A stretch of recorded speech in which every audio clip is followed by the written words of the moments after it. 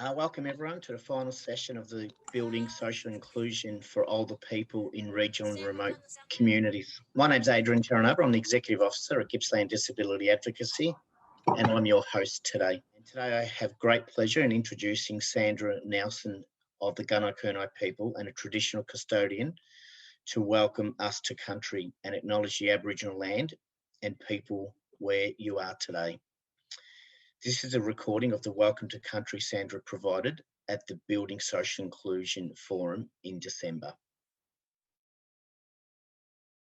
Womaninji, Naju Budgering. My name is Sandra Nielsen. I'm a Gunai Kurnai woman. Today we are meeting on the lands of the Gunai Kurnai people. There are 5 tribes that make up the Gunai Kurnai nation across the Gippsland region. Our people roamed these areas for thousands of years until the explorers come in 1770, Captain Cook, and then again Angus McMillan. After many massacres, the government put together a plan to protect the Aboriginal people. That come in building many missions across the state. 2 were built in Gippsland, one at Lake Tyers, down past Lake's entrance, the other outside Stratford, called Ramiark.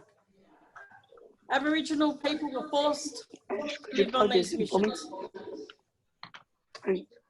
Aboriginal people were brought from many areas of Australia to live on missions, which caused all sorts of issues for tribal people.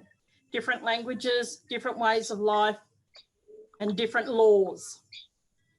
It also brought the end of life that my people knew. They were no longer able to hunt food, talk their languages, marry who they choose. My great-grandmother was found alive near a small massacre site near Ramiark, hiding in the bushes. She was taken to Ramiark where she lived, and then my grandfather Bertie was also born on Ramiark. And later on, when the mission closed in 1908, he was taken to live at Lake Tyers Mission, better known now as Bunyana. When he married and had my mother, who was also born on Lake Tyers. There are very strict rules where our people couldn't leave Lake Tyers without written permission from the managers and the government. My family has a very strong connection to this land, Gippsland. I believe it's very important that we all learn about the real history of our great Australia. Aboriginal people have their own area in which is known to us as our country. The protocol of Welcome to Country has been handed down by our elders for generations, and a sign of respect to let people know you are coming onto their lands or passing through. Welcome to Country protects you while you are here, and it's a positive act of reconciliation between Aboriginal people and non-Aboriginal people. And it keeps Aboriginal culture, knowledge and practices alive. I'd like to pay respect to our elders, both past and present, for giving us our knowledge and caring for our land. I also pay respect to the Gunai Kurnai people on whose land we stand today. I'd like to welcome you all here today, and I'm glad that you can be a part of these celebrations and working alongside our Aboriginal people. So as a Gunai Kurnai people, I welcome you to country. Thank you. Yarrabi.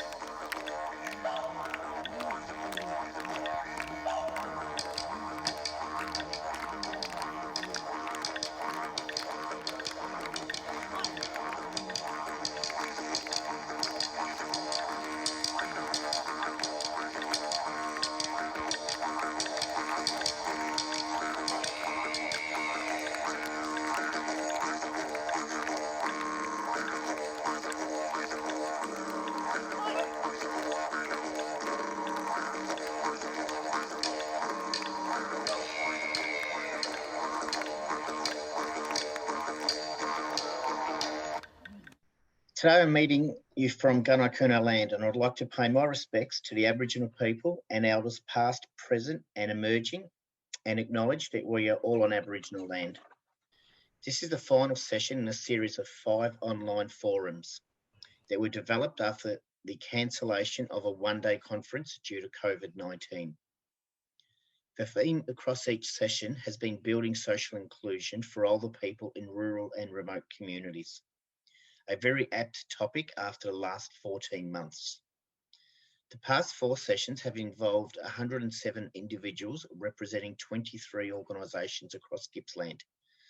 We are fortunate to have each of the 4 previous guest presenters join us today to share their thoughts and knowledge around building social inclusion. I'd like to introduce and welcome our guest panellists, beginning with Jane Anderson, appointed in 2018 as the Latrobe Health Advocate by the Minister of Health. Jane listens to the voices of people in the Latrobe Valley to identify and share their concerns and aspirations for community health and wellbeing. I also welcome Michelle Lim, who's a psychologist working at Swinburne University. Michelle is the chair of a newly established organisation, Ending Loneliness Together. Today, we're also joined by Carolyn Crawford from the Three Sides of the Coin Theatre Project, supporting people harmed by gambling. Carolyn showed her own very powerful experiences of the impact of gambling at our last forum. Welcome, Carolyn. I'd also like to welcome Ilse Hampton, CEO of Meaningful Ageing Australia, a lead organisation in the education and resourcing of evidence-based spiritual care for the ageing population, working with a range of health, aged care and community services.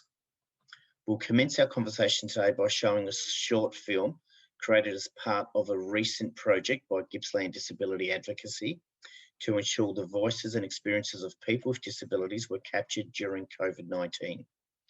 I'd like to thank all the individuals and families who took part in the project, the Bass Coast Shire for their grant funding, and the Bass Coast Disability Advocate Kristen Nusk, who's the brainchild behind the project. Really interesting time for all of us in COVID, wasn't it? We just felt that so many people with disabilities were incredibly more impacted. We just wanted to really capture some of these stories and felt it was really important. And credit to Bass Coast Council, they actually had some money that was set for other events in Bass Coast which weren't going to be going ahead due to COVID, and they released it into community grants. And essentially, we were able to apply for the grant. It's just a little bit over $20,000. And essentially what we did was we engaged with 16 people in Bass Coast. It was very Bass Coast centric, given it was funded through Bass Coast Shire Council. And it was really about engaging with the community and getting their voices heard. And we really felt that was imperative. And we had a range of different disabilities. And that was really important to diversity of disabilities. So we had a number of wheelchair users who were part of the project, as were people with intellectual disability, a couple with physical disability, 2 gentlemen with autism, some with psychosocial, so really broad spectrum of disabilities. Those stories were really wonderful to be captured, and what we actually were able to ascertain, whilst we really wanted to capture the stories where there was some real disadvantage, and we wanted to share those stories. I think the byproduct of the project really was there was some situations that, unbeknownst to us, certainly. For example, there was one young guy who is a single father. He has autism, so does his child. And essentially, he was starting to do the whole remote learning from home. And he said, I've never really known how to use a computer, but COVID and being forced to homeschool with my child, it actually taught me and got some wonderful new skills as a result of a situation that he would never have wanted to go near. He said, openly, and some of the videos will show this, although I don't think he's part of today's just a snapshot of a couple of short films. So there's some really good outcomes that came out of that we just hadn't really expected. There was literally a young gentleman who was a single father who suddenly become more efficient in using a computer when he would never have prior. So that was wonderful. Another gentleman who has a disability said that luckily enough, he's gainfully employed in Wonthaggi.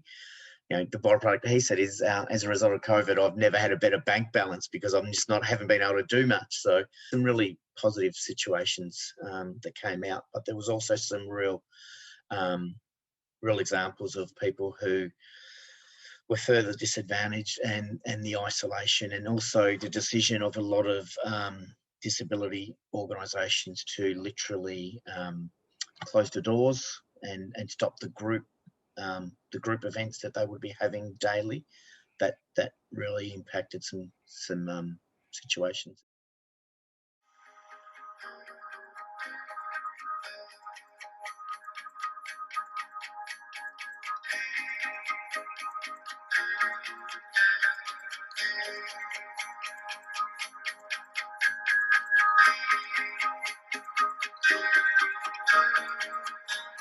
Well, it was a funny year for me as well as for everyone else. The lockdowns were strange, and it affected the fact that we couldn't have our meetings and get-togethers and social interaction. I didn't like that very much, but I got around that by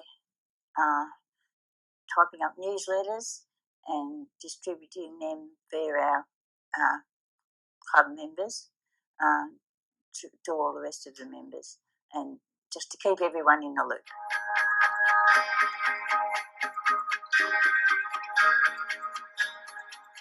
Well, some of our members got quite depressed with being isolated. Some got very depressed with not being able to get out and about, and actually did sneak out and about, which wasn't good really, but they just couldn't handle being inside all the time. So that wasn't real good. And I did notice depression amongst some of the members because of the lockdowns, because of not being able to get out and about and no social interaction. Yeah.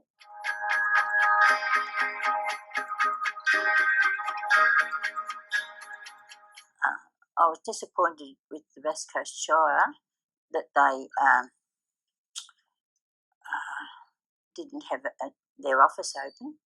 I was disappointed about that people couldn't come in and talk to people. There was no actual connection with people. I was disappointed about that. It was because some people couldn't connect with them on the internet and with their Zoom meetings and all those sorts of things. That disappointed me.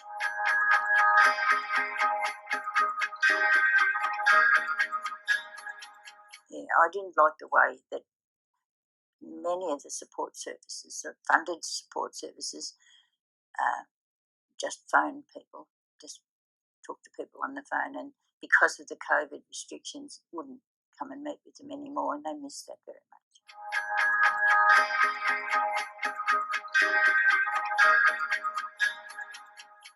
Even with the COVID restrictions, people were allowed to provide care.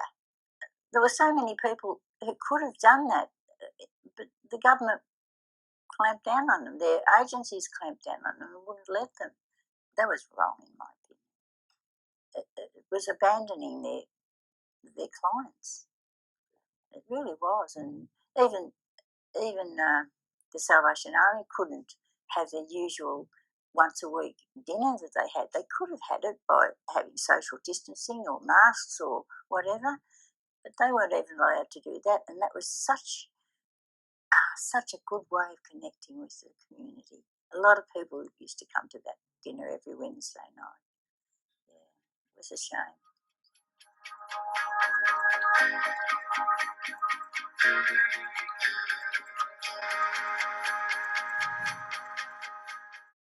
Jane and Michelle, would you like to reflect on the film and how any themes relate to your work? Any practical tips for building social inclusion for older people? Thanks, Adrian. Thanks for the opportunity to be a part of this forum again as well. Probably a couple of things that resonated with me around what I heard from Nancy and what I've heard from people in the community. One was around innovation and adapting to the circumstances. So Nancy talked about what she did with her groups and how she changed her communication, was ringing people up. But then others in some services weren't able to adapt. And I think there was a bit, there's the possibility of an assumption by services that people would find their own way. I have heard about some services adapting and doing some great things. And I heard it at this forum in the past around connecting with people through walking groups. So that need to adapt to the circumstances. I also heard from Nancy about the mental health impact of isolation, which is what I've heard a lot from people in the community and older people.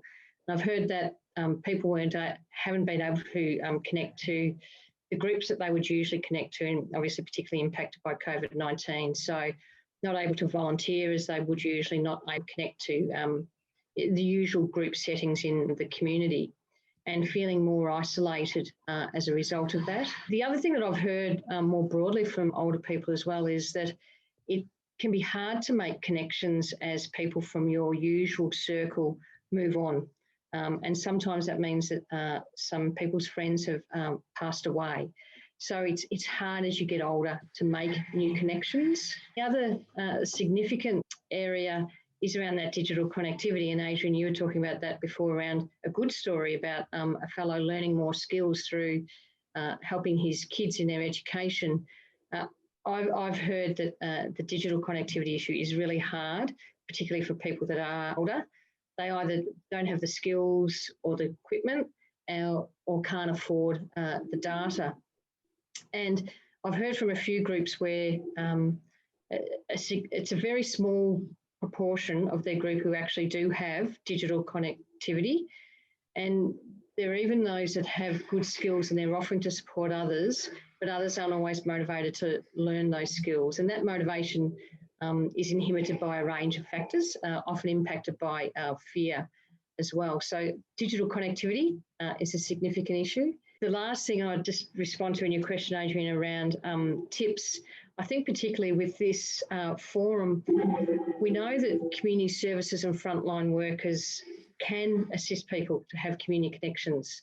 So you are all in the community, you are supporting other people, you know what's about in the community. So if it is about listening to people, listening to them about what's important to them, and then forging connections where you can as well. That's a quick response from me at this stage, Adrian. Thank you, Adrian, and thank you for having me back again. What I got from Nancy's video, and I think all of us can relate, is actually how difficult social restrictions were for everyone.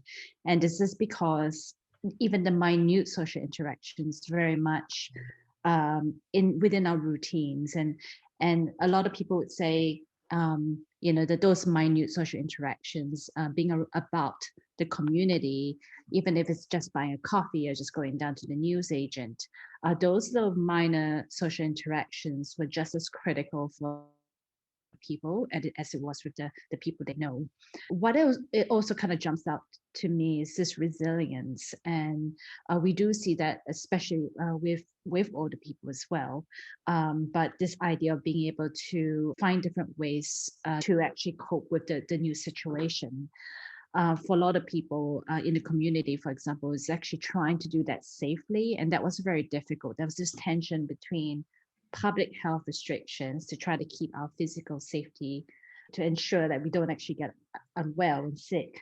But then there's also the social health element, where it's this balance, like how do we balance that in a very critical time? And most of us would not have gone through a pandemic or some sort of infectious disease outbreak. So it's actually trying to navigate this time of uncertainty. You see this in the news, and I don't know what is happening in your community, but people were having things like Spoonville, and people were writing jokes on pavements to get an element of some sort of passive social interaction that in itself could make people feel better, and showing acts of kindness, which we know and ran during COVID, that actually showing acts of kindness to your neighbors actually reduce loneliness. And to the person who's giving, who's being kind to others. And, those things don't actually cost very much at all. Often they're just giving emotional support, just, giving, just saying hi to a neighbor. Those things actually lead to better outcomes for the person giving them. So it's really important, as we're kind of navigating through this pandemic, that we still remain compassionate and kind and give to people, not just within our network, but within our wider community. The third thing, I think I kind of had kind of the same point as Jane. Thank you, Jane, for kind of highlighting this. Is this idea of we need to do better as a nation, I think, in terms of getting people digitally connected properly. And because we need that flexibility, and the world is, really a blend of communication via digital and face-to-face modes.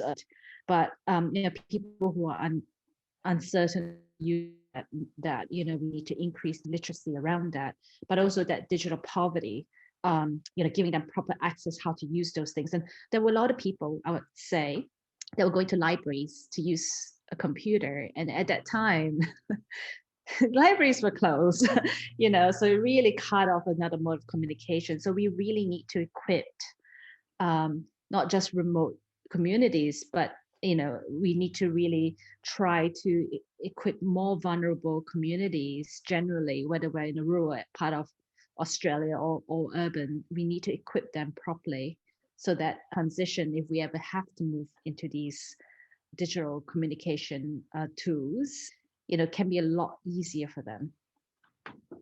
Wonderful. Thank you, Michelle and Jane, for some really valuable insights, and we'll keep connecting with you in the next little while. We'll go to the next video.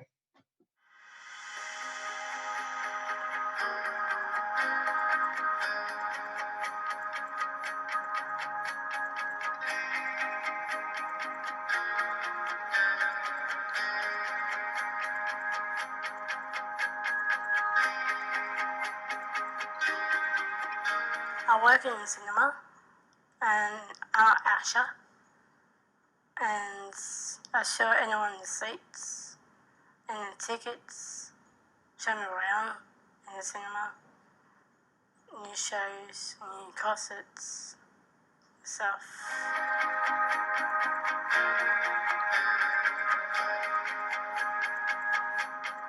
I didn't work in cinema. During lockdown, I didn't work. I don't like it, and sometimes it makes me mad.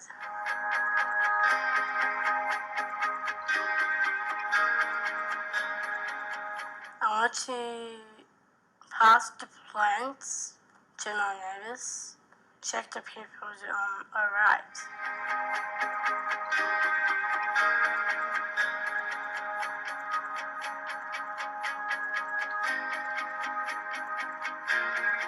I'm going to Golomai have lunch with my sister, and it was hot. We saw the dolphin, and I felt like I should swim with the dolphin. First I got in the water, the water was cold, and it was purple. I was in shock.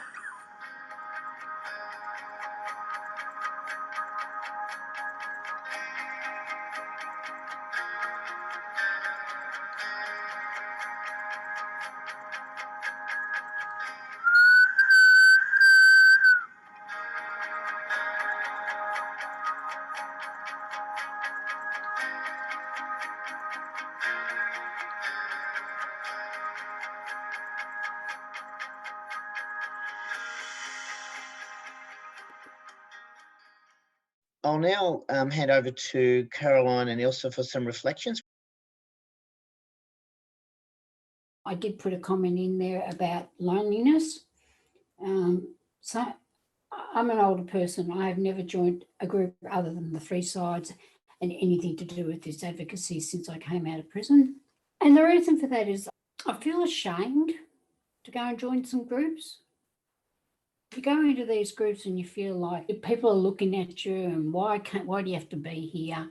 Why haven't you got family and friends that can support you instead of you having to come here? Why are you so lonely? Why can't you find things to do? Now, I know people aren't judging you like that, but that's the feeling you get.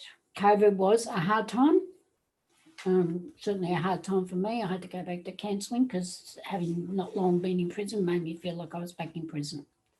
So for everybody that was in the lockdown, it is a hard time, and it was a hard time. And that's what those videos have just shown, that we've all had to be resilient. We've all had to try and somehow manage in different ways. I never ever thought I'd be looking at a square screen for as much time as what I have over the last 12 months. But that's the reality of it all. If it wasn't for Three Sides and if it wasn't for Reesman and AGR and the other advocacy things that I do, I don't know where I would be now, because it was a total, I suppose, shock to the system to have to be on your own physically, mentally, and everything else. And people with severe disabilities, I'm lucky enough I only have like the stress disability, which is sometimes can floor me, but I don't have a physical disability, so therefore I could have got out and about. But as you all know, especially in Melbourne, which is where I am in Frankston, you could only go 5 kilometres. Now there's not much to go to in 5 kilometres anywhere. So the disability is that you're locked in your own brain, and that's terrible. And like I said, if I didn't have Three Sides and I didn't have the companionship there, even though it was like over Zoom all the time, I would have been at a loss. So I really feel for people in the past, and hopefully as we go on with the future, we're not going back into lockdown, hopefully, and we're just going to proceed. And this, I think, has made it good in a way, because people now know that we all have to step up and we all have to help other people and help them in any way we can. You know, and the services with councils and government and everything else, it all needs to step up. Thanks, Caroline. Some really, really wonderful reflections there. Much appreciated. Thank you. Ilse, any practical tips for building social inclusion from your perspective in your work and experiences? Sure. Thanks, Adrian, and hi, everyone. It's fantastic to be with you this afternoon. And how moving are those videos, I thought, and inspiring. One of the things that really came through to me was this incredible urge to serve.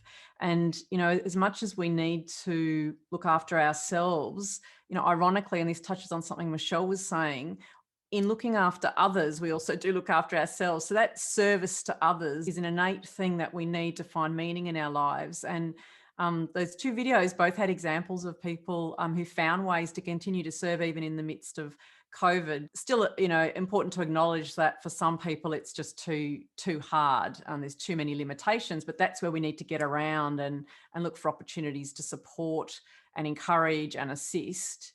I've been thinking a lot about the Compassionate Communities movement. I have something for you which I would love to see this come to life in Gippsland. Please tell me if you take it up. There's an amazing project led by Dr. Julian Abel and Helen Kingston in the UK in a small community called Frome, F-R-O-M-E.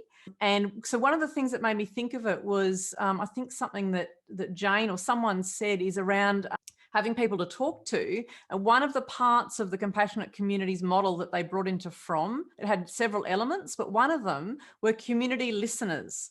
So people were trained in listening skills, but they were also trained in understanding the supports and services that were available in the local community. So they were armed with this knowledge and skill, but they weren't part of a kind of formal volunteer program where they were matched with people, anything like that. They were just out there living their lives. And as they came across people, you know, you're just chatting with someone in a queue, or you see someone in a park or whatever it is, you're just getting talking, you're touching base, how you're doing. And then if something comes up around that person's need, then they're able to actually link them with some services. So that was one element of it that worked really, really well. But they did a range of things. And what they found was that they really started to address loneliness in their communities. And they had some amazing unexpected results, like reduced admissions to the emergency department in the hospital, things like that. So it's amazing. It's all interconnected. So there's a book, The Compassion Project, A Case for Hope and Human Kindness from the Town That Beat Loneliness. I think that, you know, a big part of our work is contemporary understandings of spirituality and the research around spirituality. Some of you will have been in my session and heard me talk about that. So I'm also hearing heaps of threads around meaning, purpose and connectedness, and then connection with self, others, creativity, nature, and something bigger than ourselves, and also that urge to serve, all part of our spirituality. And I think that's something that can really help us in connecting with others, is remembering how much we have in common. So whilst, of course, we are all unique, ironically, we also have a lot in common. which circles back, I guess, to Carolyn's point as well about sort of that sense of bit of embarrassment. I think we do all carry that bit of embarrassment. And so trying to remind ourselves, you know, about our common humanity sometimes can help us take that step. So there's a few thoughts from me. Well, thank you, Elsa and Caroline, for your thoughts. We now have the opportunity to hear about a local project which was commenced prior to the pandemic to promote social connections through the sharing of stories. Cody Hood, a proud Kurnai woman who works at Gippsland Multicultural Services, will give an overview of a unique project based in the Latrobe Valley. Welcome, Cody, to tell us about yarning across cultures.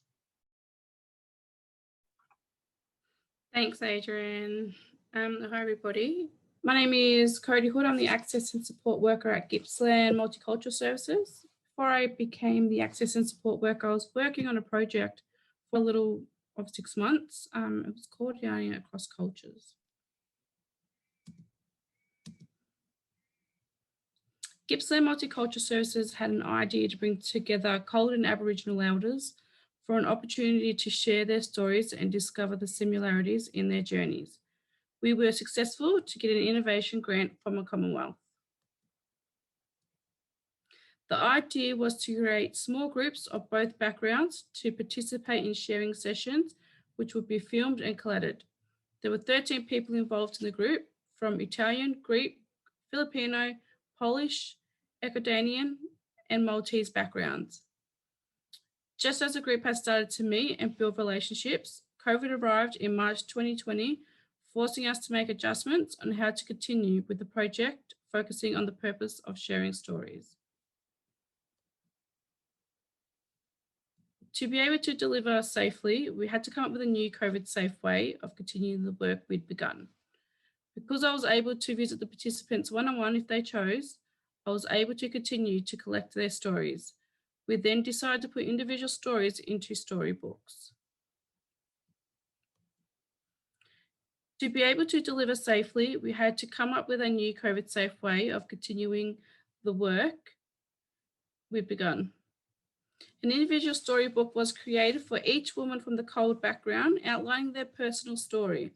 The Aboriginal elders who participate preferred collation of their stories into one storybook, where we began to capture personal stories and share their experiences of growing up as Aboriginal women. The other part of the project was being able to share experiences of the local Gunai Kurnai culture. This included a final get-together travelling to Bairnsdale to the Keeping Place, which is a gallery of Aboriginal artefacts and written information of Aboriginal history.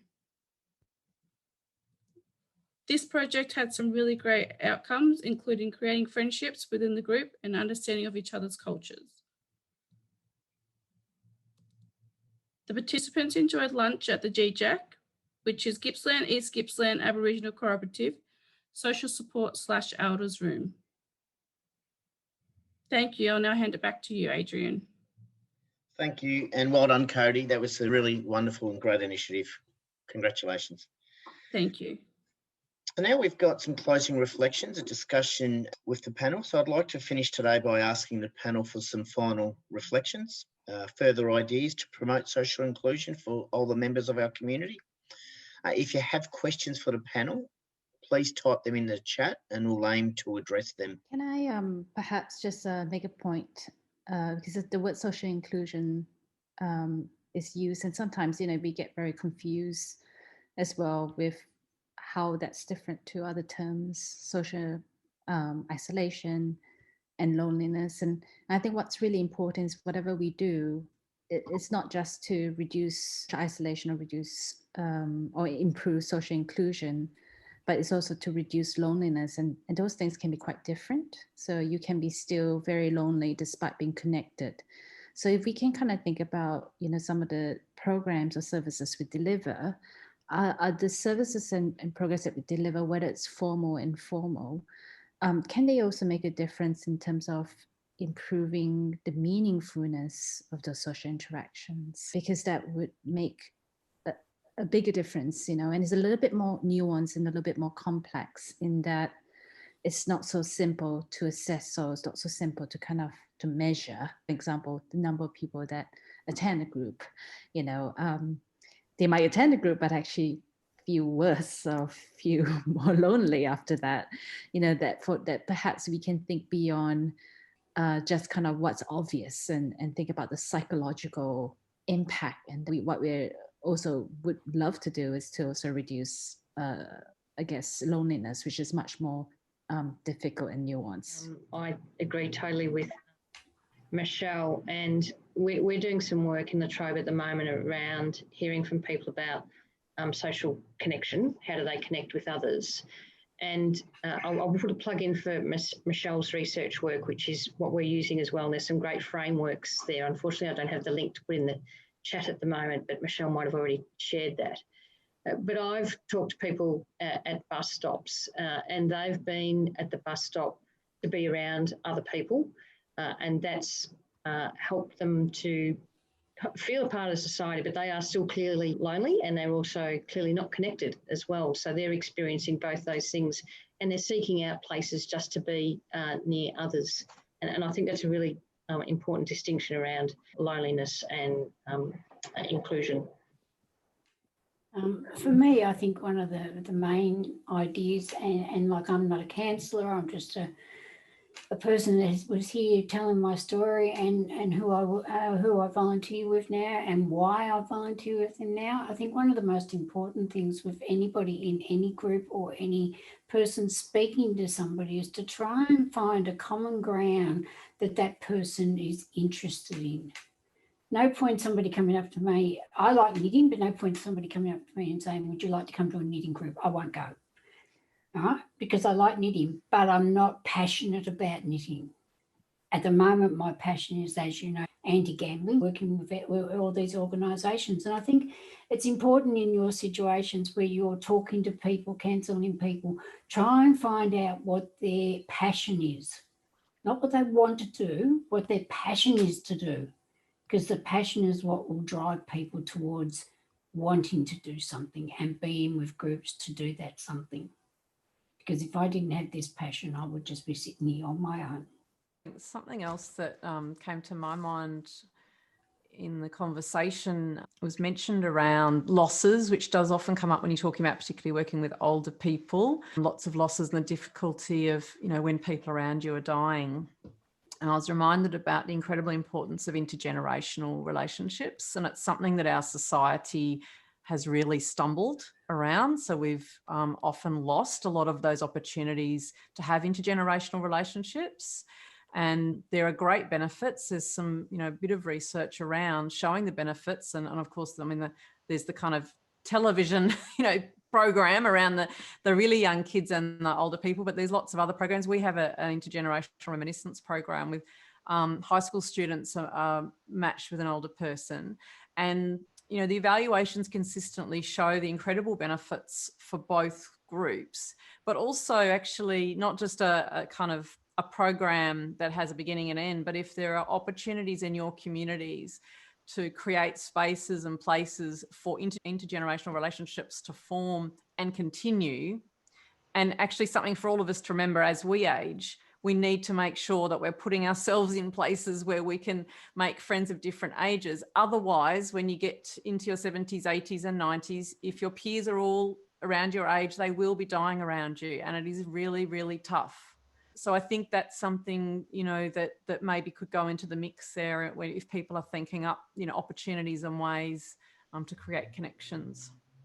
Something I feel is important, and I just feel like I need to bring this up at this point in time. The one thing that as you know, I'm passionate about gambling, anti-gambling and everything else. And I think the one thing that we need to start generating throughout the whole communities is to stop, like you said, kids watch TV. We need to stop anything that's harmful to them from being shown on TV and on their phones and everything else. And that's where I go back to the gambling. Like, I don't know about you guys, but I get sick of the ads on TV about gambling. So I think anything that's harmful, that can be harmful to children, whether it be gambling, drinking, smoking, whatever. Like, we've got the smoking off the TV, we've got basically the drinking off the TV, but all that needs to come off where our children can see it, because as we go up, if you don't change it as a child, as an adult, it will be just 5 times worse. We know that people were experiencing loneliness and isolation before COVID-19. And for many, it's just been exacerbated through COVID-19. So that means there's more of an onus on us to consider how as a society we respond to that. How do we support people to re-engage into community? There's more that is needed for people not feeling comfortable or safe to re-engage with the community. So I think that's something that we need to be mindful of. And if I can just unashamedly put a plug out that I'm hearing from people aged 60 plus at the moment. So if anyone is interested in sharing any links to my work or has someone that would like to contribute their voice, then I'd love to hear from them. Can I put in a plug for something as well? It's a little bit random, but this could be the good group to tell. I'm involved with there's an international conference on aging and spirituality, and we want to have little videos from older people talking about what's really sustained them during COVID. It'd be amazing to actually have some people from regional Australia as part of this international conference, which has been forced online because of COVID. How do you know we're making a difference for people who are accessing our services? Are their lives different and better? And it just a mention about measuring client outcomes. So any thoughts on how we know we're making a difference? You have to ask people. I think, there's lots of different measures around, but I'm really passionate about the right measure for the right intervention, because I actually looked in my master's, I looked at evaluations of a volunteer home visiting program that was actually about families, usually single women generally, that were really struggling with their parenting. And there's this program called Home Start where volunteers go into their homes. And there was an evaluation that was done where they used psychometric measures that didn't show any positive results. And so then the funding for the program was under threat. And yet there'd been other evaluations where they spoke to the woman, they spoke to the person making the referral, they spoke to people in the network. They also measured the person's social networks to look at change there, and the results were incredibly positive. So I just think it's really important to make sure the voice of the person is included, and not only to sort of do what can be perhaps a bit of a top-down approach with some measures, not all of them, but just some. Ending Loneliness Together is kind of pulling out a measurements outcomes framework for loneliness very shortly in June. And that's really one of 3 documents. So if loneliness is the main outcome that you would like to target, and this is in the service delivery component. So we talk a lot about as well, just confidentiality and privacy. When you're taking these measurements, there's lots that we need to be mindful about, all the way to storing the data, and what you're going to do with the data. That needs to we need to be clear about, when we measure those things. And I would, being a scientist, I would obviously always encourage people to measure the impact of their work, but then using that as a way of tweaking it, to modify and to roll out. And loneliness is one of those things specifically that we need to ensure that we don't cause harm, that we can tweak, and we can constantly ensure that our programs are not just effective, but perhaps even the longer term outcomes, and are they still effective 3 months down the line? So that's something that will be available on the website in June. Just what I'd add around listening to people. I think that is a key way to hear if we're making a difference. I agree totally around the outcomes and the measures. And in listening to people, we need to ensure that we're going with an open mind. We all have various assumptions and prejudices ourselves, and we need to put them aside and listen openly to people. And that can be challenging, because it can be challenging our own practice. And we need to then reflect on what we hear and have that approach of learning, rather than things are not necessarily mistakes. We can always evolve, and we must always evolve. On the 10th of June, 3 Sides of the Coin are going to be launching their website with videos on it. If anybody would be interested, I'm going to put Judy's email address into the chat. So if anybody's interested in coming to that launch on the 10th of June, it's via Zoom. You'll all be more than welcome, and on that we'll be playing some videos and showing you around our website. which is, you know, a lot of stories on that of gambling harm. I just recently started a blues club at the Bairnsdale Bowls Club on the last Friday of the month. It's such all inclusive for everybody, and it's particularly good for older people. Do they have pokies? There are pokies, but we're in a totally different room. In disability advocacy, we regularly have events and we want accessible venues. Geez, I tell you, some of the most accessible venues are the poker machines, but, you know, there's the barriers with that. So we're always conflicted about not wanting to be in those spaces. So it is an interesting concept, isn't it? Yeah. Well, concluding statements. Many thanks to everyone involved today and over the last 6 months. We hope you found the forums thought-provoking with some practical suggestions for you to incorporate into your work and life. If you've missed any forums, they can be viewed on the Gippsland Sectoral Development website. There will also be links for more information regarding the organisations the panellists are involved with. There are many people and groups we'd like to thank. The organising group, the Gippsland Aboriginal women who provided a welcome to country at the beginning of each session, and the wonderful Cultural Connect dancers. The host who volunteered their time for each session. All our guest presenters, including representatives from various Gippsland social support groups. Karina, who edited the recordings. The Gippsland Primary Health Care Network and state and federal governments for their support. The Gippsland sectoral team who coordinated the forums. And you, our online audience. So thank you, everyone.